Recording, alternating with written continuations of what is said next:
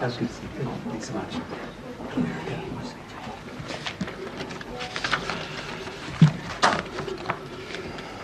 Well, kia ora, good afternoon everyone.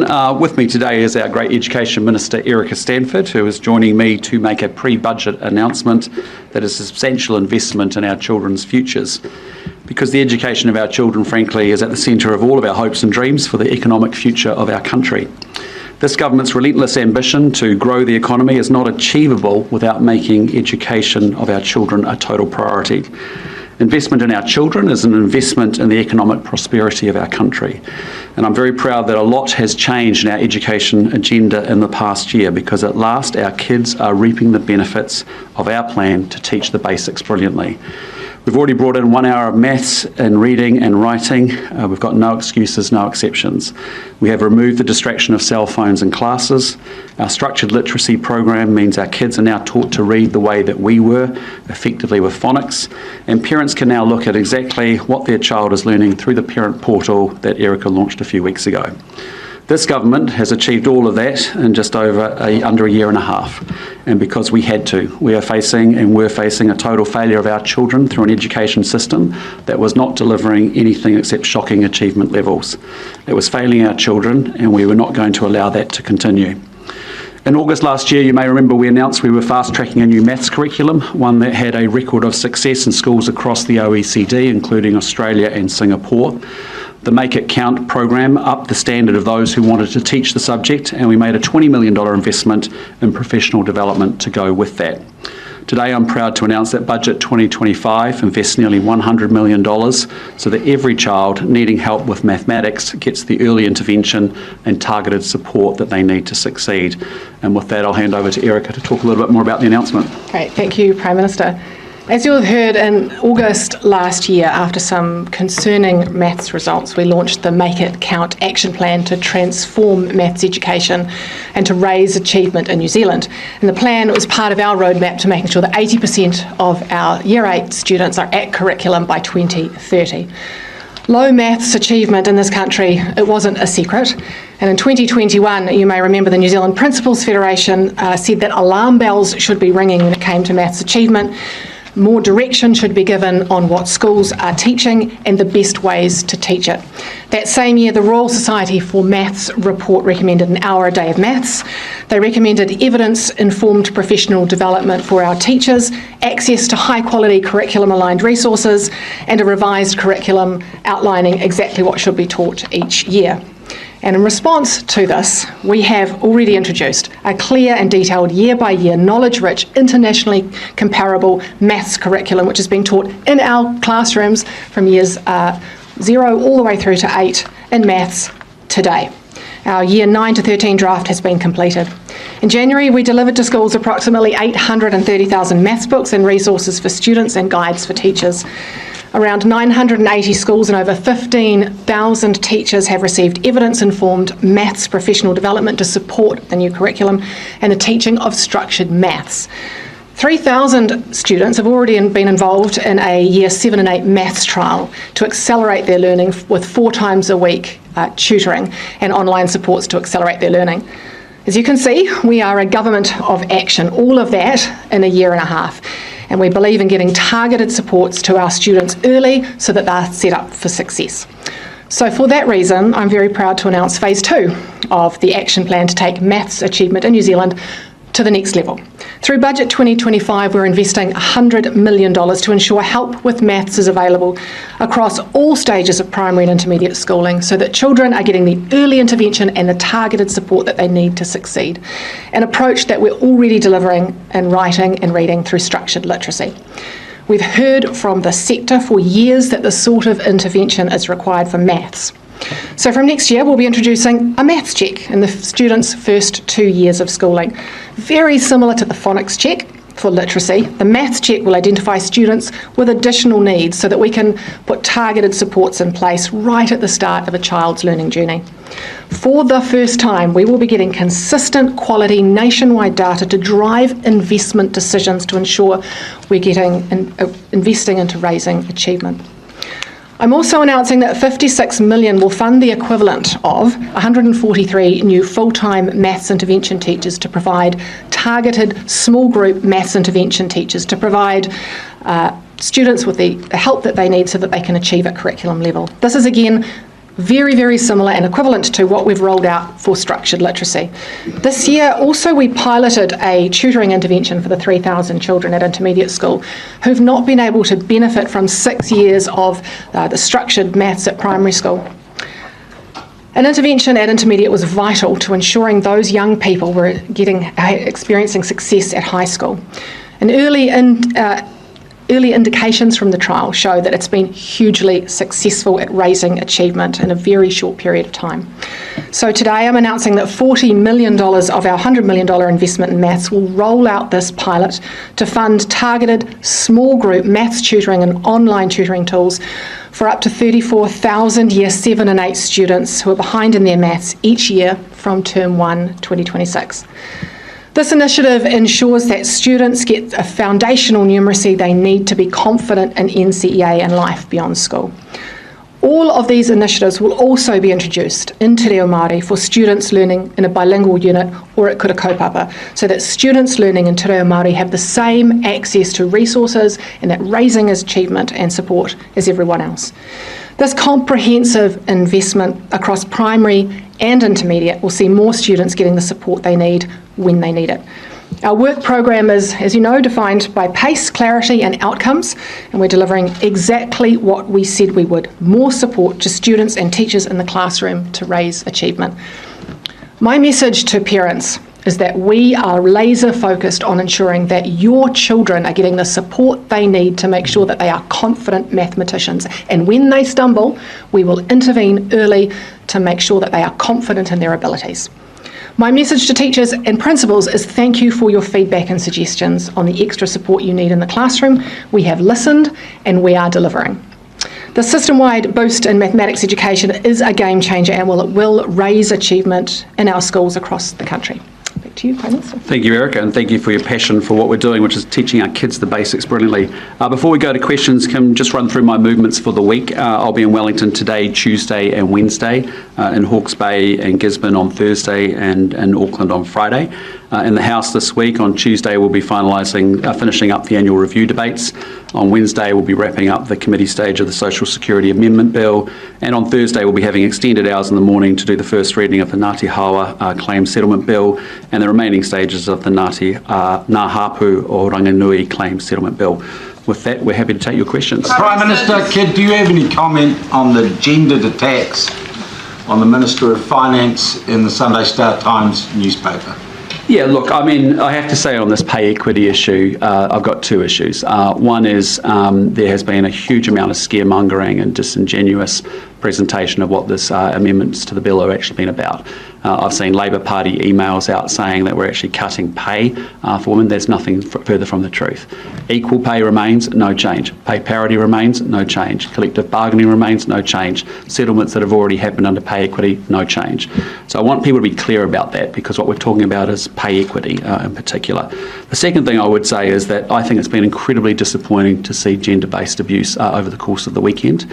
I saw, again, a Labor Party promotion of a minister being portrayed as a Nazi. I saw a senior media journalist talk about the C word and associate that with a minister. That is utterly unacceptable to me. We in this place often talk about, and I'm often asked questions about gendered abuse and what's going on in Parliament for our female MPs.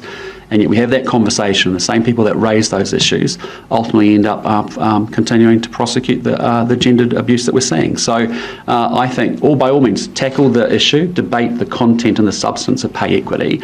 But what I think we saw over the weekend was completely, utterly out of line. Just on McKimming, should you have removed him before he was able to quit? Look, I'm aware of the resignation. I'm not actually going to go into that given the ongoing police investigation that is in place, as you would expect, and I've got no further comment to say about that right now. Tell the public what some of the allegations are in regards to. Don't the public have a right to know what those allegations are in regards to? Yeah, I think you'll understand it's an employment matter. I am aware of the circumstances and of his resignation, and I think that's appropriate. But again, I'm going to let the police investigation continue and close out before before we have further comment on it. He did say that Mark Mitchell said that the process was underway for you considering whether to recommend to the Governor-General that McKimming be removed. So did you simply move too slowly on this? Again, I'm just not going to go into the details of it because there is this ongoing investigation. I know that's a frustrating answer and I appreciate that it will be, but given that there's an ongoing investigation, I'm not going to comment further on it. Has it given you any concerns about the culture? Sorry, hang on. Has it given you any concerns about the culture in the police, what you've seen here? Well, again, there's a series of investigations that are ongoing that are looking at a range of issues and let's let that run course. Because you just made, Hang on, so I'll go to Joe and then I'll come back to you, those Liz. comments you just made there about it being an employment matter, can I just confirm that the new developments, the new investigations that are going on that prompted what would have been asking him to resign is a criminal investigation, or are you talking about an employment HR type issue? Well, again, I'm just saying there's actually a couple of investigations going on. I need to let the police run those down, as you would expect me to do, in fairness, and then I'll have more to say about it at some future point. There was the original issue, which is why they were on leave, and then there was the second issue, Correct. which is what you're saying you were talking to the Governor-General about, sorry, Mark Mitchell was. Can you just confirm that both of those are criminal investigations or categorise them for us? I'm not going to go into that detail because there are ongoing investigations. I know that's not the answer you want to get from me, but at this stage, what I'm saying to you very clearly is that I'm not going to comment on that because... Sorry? I mean, the public would be curious to know and probably deserve to know a little bit as to whether... Sure, and there'll be more to say later on, but while we've got ongoing investigations, that's all that we're going to say. Sorry, I'll come back to... Can I first of all say welcome? Welcome back. Thank you very much. It's just temporary, by the way. I'm not here for 6 months. Oh, you never know. Great to be back. You were in the process of going to the Governor-General. How far through that process were you? Again, I'm not going to get into any of this. Yep, sorry, I'm just not going to. The reality is I'm aware of the resignation, aware of the circumstances around it. Mark has put out a pretty good press release that we can say as much as we can say at this point in time. As I said, ongoing investigation, nothing further to say. What did David Seymour or ACT do to give you the impression that they were changing their position on the social media policy? Oh, look, I mean, ACT's supportive of a deeper look into this subject, and that's a good thing. As I said from day one when I stood with Catherine Wedd about this bill and said I had interest in making it a government bill, we've moved over the last few days, given the support that we've seen across the country for this work, to now put it into the government work stream. Erica will lead that work, given her success around the mobile phone ban and also the conversations she has regularly with parents and teachers, and given the fact that it's multi-agency advice that's going to be needed. And then she'll come back to Cabinet, we'll have a conversation in Cabinet and work out how we take it forward from there. David Seymour says that you're wrong to say that ACT was shifting its position this morning on ZB. Why did you say that? What prompted that comment? Well, again, ACT's supportive of a deeper look into the issue. That's a positive step for me. Do you believe that's a shift from their position earlier in this week? Well, I think so, but I mean, the point is he can disagree with it, but I think it's a positive step that they're up for a bigger conversation about it. He says that National is the one shifting, that you're moving more towards the ACT party position. Do you believe that? As I said from day one, look, as I stood with Catherine in front of you guys, was to say, look, I actually have massive interest in looking and exploring whether this can be a government bill. We've got a work stream up and running. We're going to look at the different jurisdictions. We're going to look at the detail of the bill. We'll put that together. We'll take it back to Cabinet. We'll make a decision. What happens now? Do you continue working with the ACT party to placate their concerns, or do you reach across the political aisle and work with the likes of the Green and Labour to try and get it across the line? Yeah, look, I just back up a little bit. What we're saying is, look, this is an issue for parents. Get it? We've had massive reaction since Catherine launched her members' bill. As I said on day one of that bill being launched, I wanted to explore it as a government bill. We've now got a work plan and a work stream up and running. Erica has been appointed to lead that work, given its multidisciplinary nature of that work. She'll look at all the different jurisdictions, look at what we can put together in our own bill. We'd look to bring that to Cabinet. We'll have a further discussion there. I don't want to get ahead of Cabinet conversations. And then but we're also obviously open to talking to other political parties too, because it's not a political issue, right?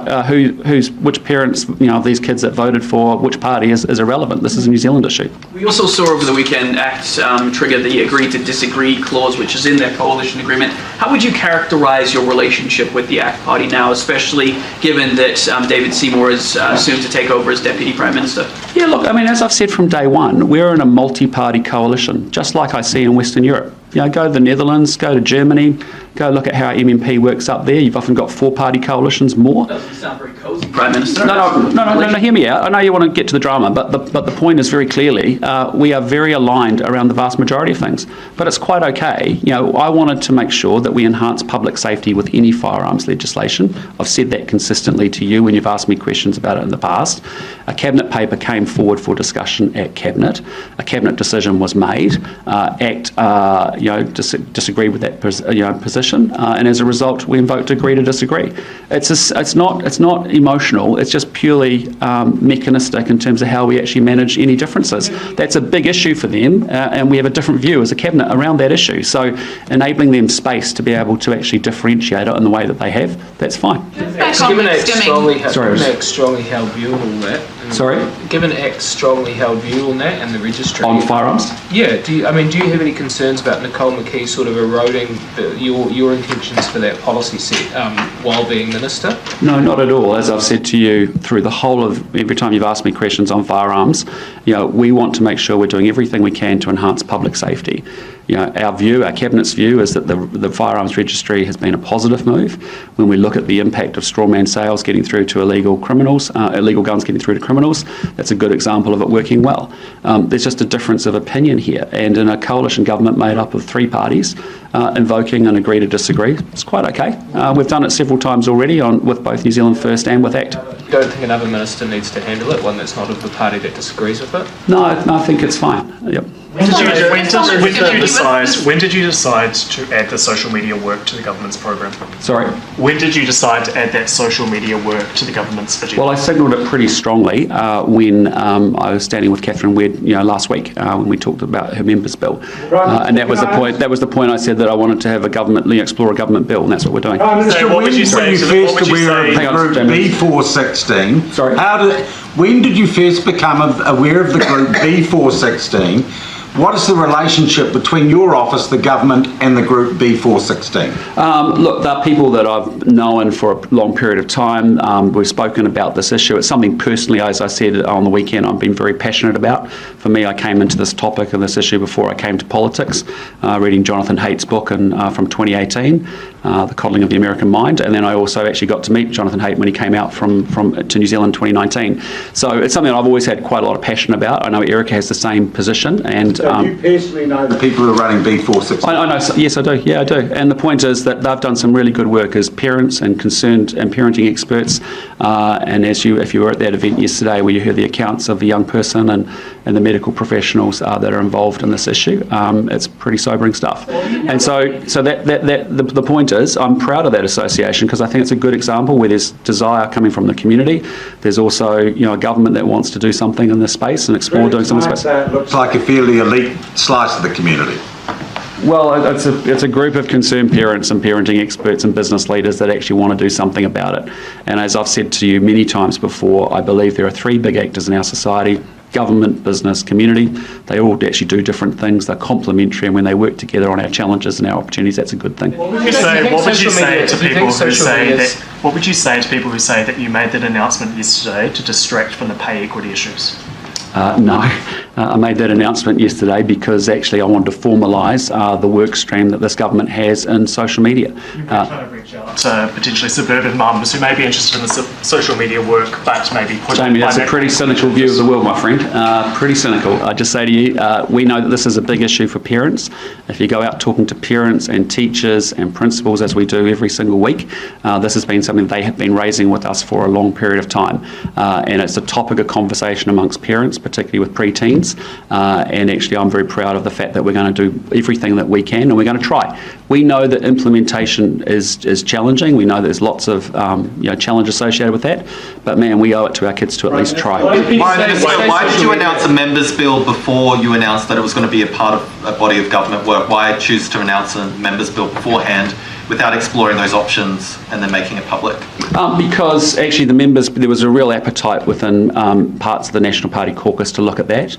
Catherine actually did that work, getting our whole caucus on board with that legislation. the government piece of Sure. government business? Now we've got a foundation with a members' bill that's in the biscuit tin. We'll continue to sit there, and if it gets pulled, great, and we'll deal with that. But equally, I've always said, and I've spoken about this issue publicly before, it's a one that's really personally very important to me. I think that gives us a good standing, leaping off point for Erica to go off, do the full jurisdiction review, see how we bring legislation together for The Cabinet. members' bill, did you receive criticism that it wasn't part of a government body of work? Was that the feedback that you received when you introduced No, the members' actually bill? the overwhelming feedback's been just parents are really pleased that the government's looking at this issue. This is not political, as I said to you. This is about our own kids. We have a physical world where we have huge restrictions on them, but we have no restrictions on them in a virtual world. Though that you are the government, but you've introduced a members' bill which any party, any MP can do?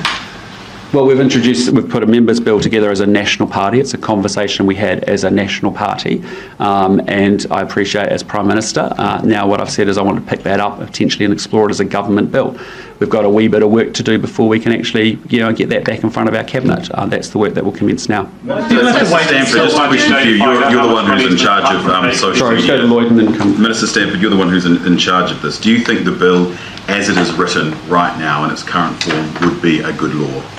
Look, I think that we owe it to the public to go and look at what's happening around the rest of the world. There are a lot of countries who are attempting this, who have done it. I've already spoken to world-leading legislative experts who have helped design laws in other places, and I think there are real opportunities for us to go around the world and look at what's worked and put together something that is best practice, because actually we're in a bit of a position where we can be a fast follower and learn from what other people have experienced, and so I think we're in a really good spot to be able to do that. The bill needs to be changed, though. If the wording of the bill needs to be changed. Look, I expect there will be changes, yes. Yeah. Why was that waiting last Tuesday? Why did it have to wait until Sunday to announce that it was going to be part of the government? Look, can I be really honest with you? I think you're really getting into some process weeds here. That's as simple as we've had it. No, but let's, Jamie, if you want an answer.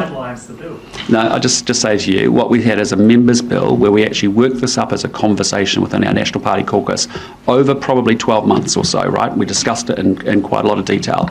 We've all bought into the fact that we want to do something in this space. The difficult part is the implementation piece. As I said yesterday, we had a lot of people saying, the gang patch will be difficult to implement. The actual mobile phone ban will be difficult to implement. This has got a level of degree of, complexity to it that we'll have to work our way through it. And so all I said from day one was I'm wanting to explore it as a government bill. Yesterday I formalised that by appointing and tasking Erica to lead that work and that work stream across multiple agencies to get us to a place where we can take a bill to Cabinet. The big picture here is that actually our parents, our principals, our teachers want us to do something about it. We have restrictions, as I keep saying, in the physical world but not in the virtual world, and we owe it to our kids to at least try to do something, and that's what we're going to do. Prime Minister, the review into the Waitangi Tribunal, Yep. The report is to come back to ministers in September. What will be the process following that? Do you expect it to then go to Cabinet where there will be legislation to be written to be presented back to Parliament? What is going to happen with that review? Yeah, look, there'll be engagement in the middle of the year, quite rightly as you identified. Advice will come back to the Minister in September, and then there'll be legislative proposals to Cabinet before the end of the year with introduction of legislation, I suspect, early next year. That's our timing plan at this point. The question on the Waitangi Tribunal, irrespective of where you sit and what your views are around that, commentators on all sides would acknowledge that in a post-treaty settlement world, it's quite right that we actually look to define what the role of the Waitangi Tribunal is or isn't, and then in a post-treaty settlement world going forward, exactly what its role should be. So that's a legitimate question that I think, as I've said from the beginning, is something we want to look at. So at the beginning of next year, then you expect there to be legislation to identify the key components or the direction of the Waitangi Tribunal? Yeah, essentially I think the timing plan will look something like engagement middle of the year, advice back to the Minister at the end of September, options before Cabinet at the end of the year, and introduction into the House early next year. Minister Stanford, just on your maths announcements, I've got a few questions. Will schools get a say in how much of that, because of the money that they're coming in terms of intervention and how that funding is spent, will schools get that say? It will be very similar to structured literacy. So we've said with structured literacy supports that the money it'll go in as a staffing component, and it will be for a small group intervention literacy specialist teacher. It'll be the same for maths. A small group structured maths intervention teacher given as a staffing entitlement to schools in need. So they will need to use it in that way. Yeah, and how is this program being funded? You're obviously going through a reprioritisation program at the moment. Can you reveal what you've stopped doing and able to do this? You know very well that I will do that at the budget, and if I did it today, I'd be in some serious trouble with the Prime Minister. Just on the social media, Dan, either of you can answer this, but Youthline has come out and opposed this because that's the number one method in which people contact them with issues saying, hey, I need help, is via Instagram or Facebook or other different mediums. So Youthline are opposed to this. Have you talked to them, and do you understand their point of view? But they'll be one of the, that's okay, we'll be one of the groups that we speak to, of course, and there are always going to be pros and cons, but we see the overwhelming body of evidence is that our children are being harmed. Yep. And those social media companies do not give a damn about our kids. You can see that because they don't even let their own kids on those platforms, and they are commercialising the data of our kids and exploiting them, and that needs to stop because it's causing immense harm.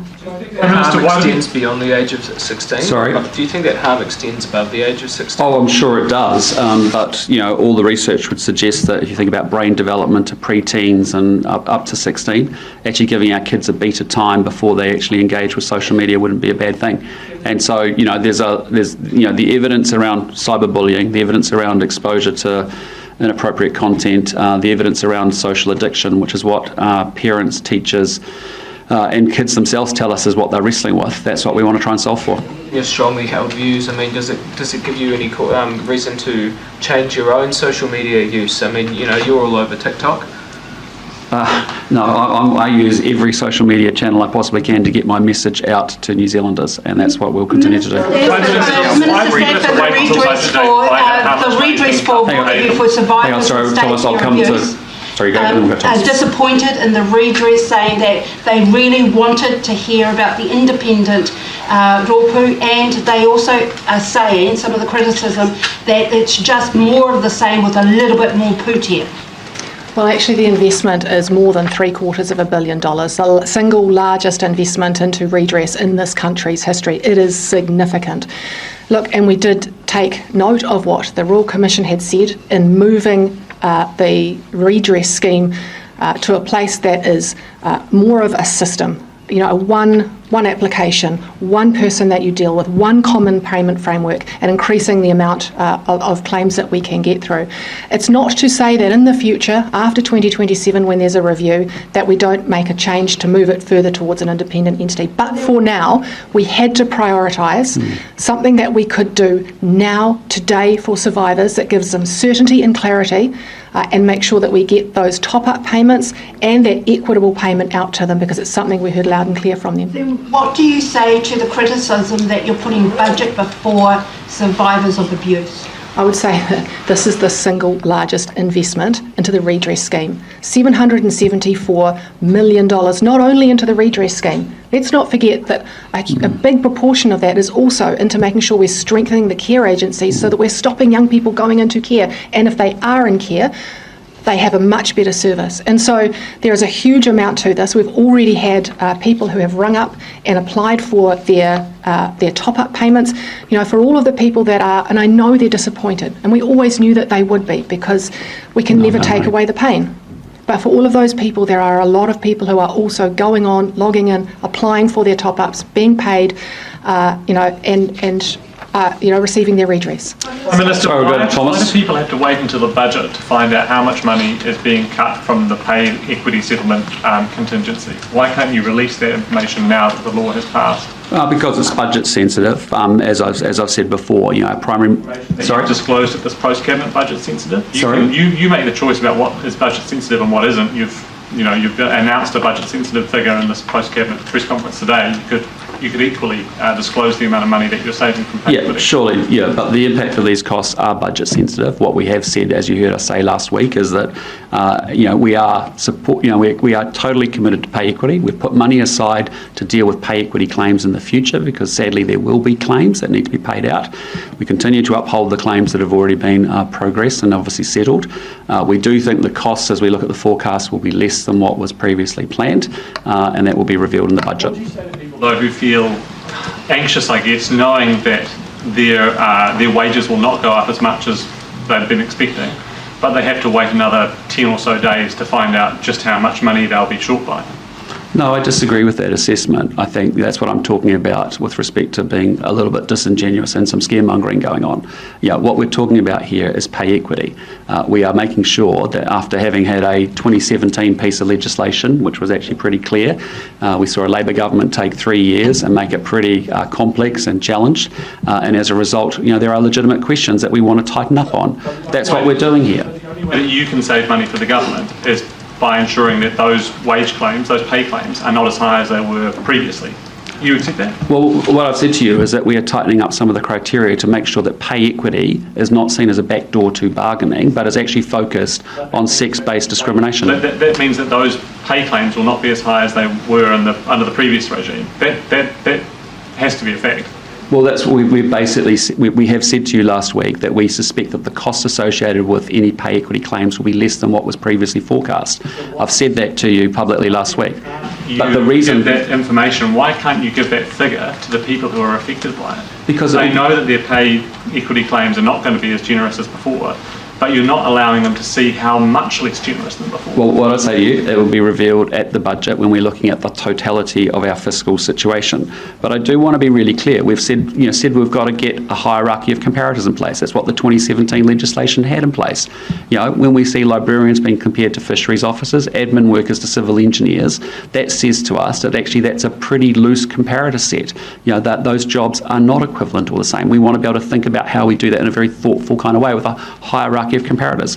When we see 90 different occupations coming into one claim, that's very broad. They're legitimate questions to improve the system to give it more clarity. Message to those people out there, hundreds of thousands of people who are caught up by this legislation, which has passed, and they know that in 10 days' time they'll find out how much money you've saved from this.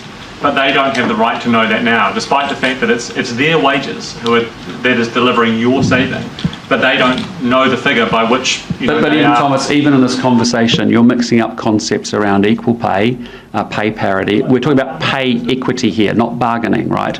And so all of those things continue. Concept that their wages will be lower than they would have otherwise been. I've foreshadowed to you. I said we're tightening up the criteria so that we've got more clarity, more certainty and pay equity with the amendments that we pass. And what I'm saying to you is the cost associated with that is lower than what has previously been projected. That will be revealed in the budget.